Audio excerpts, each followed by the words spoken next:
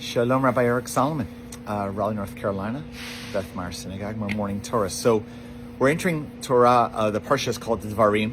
It's the first parsha of the last book of the whole Torah, Deuteronomy, which we review. Moshe reviews with us our whole journey. It's also the saddest day in the Jewish calendar, Tish'ah B'Av, the 9th day of the Hebrew month of Av, where we remember the destruction of the temple in Jerusalem in 70 most prominently, but even the prior destruction of the temple prior times, as well as just other terrible occurrences on the 9th day of Av. And the real chidush, the innovation in the Tanakh itself, even, in the book of Lamentations already, but definitely rabbinically as well, throughout the Talmud, is that when we were exiled from our land, of course, the Romans or the Babylonians, or there always is a people that sadly, inflicts on us and we suffer. But it is also an opportunity to take some responsibility. That in this case, the rabbis emphasized that the second temple is destroyed because there was sinat chinam.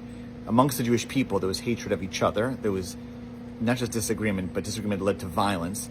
And that we, on some level, were our own worst enemy. And so, Tish'ah B'Av, from the beginning of its kind of starting of it, it wasn't just an opportunity to think against others, but it's an opportunity to look inside. And that sense of self-critique and critiquing ourselves, looking inside, not that everything's our fault. I recognize that that's another thread in the theology of the rabbis, but that we should take responsibility and we should accept rebuke. In fact, there's an interpretation that says the whole book of Deuteronomy, certainly the beginning of it with Ela Devarim, is a rebuke. It's a Moses reminding us of our failings. And I bring this up to say that it's a great Jewish quality to take responsibility, to look inside, and to willingness to speak up, not just against others, but even against ourselves. That's why Tish'ah B'Av is so important.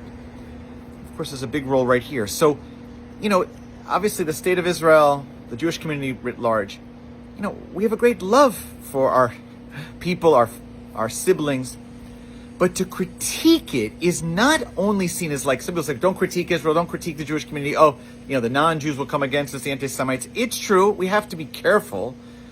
But ultimately, when that critique comes from a place of love and great disappointment and a desire for the Jewish community or the state of Israel or the United States to do better, that rooted in love, as the rabbis say, tochacha, that has love in it, rebuke with love, that is the highest form. That is modeled by the rabbis. That's modeled by Tish'ah B'Av. In fact, you could say it's modeled by God in this day of commemoration. So come back.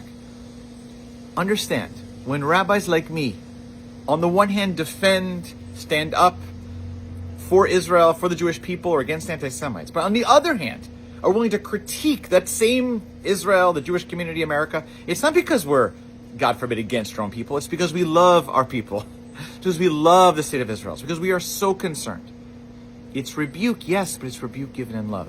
Just as modeled by this holiday of Tish'ah B'Av and just by the book of Devarim. So wishing all a meaningful Tish'ah B'Av and fast, and Shabbat Shalom.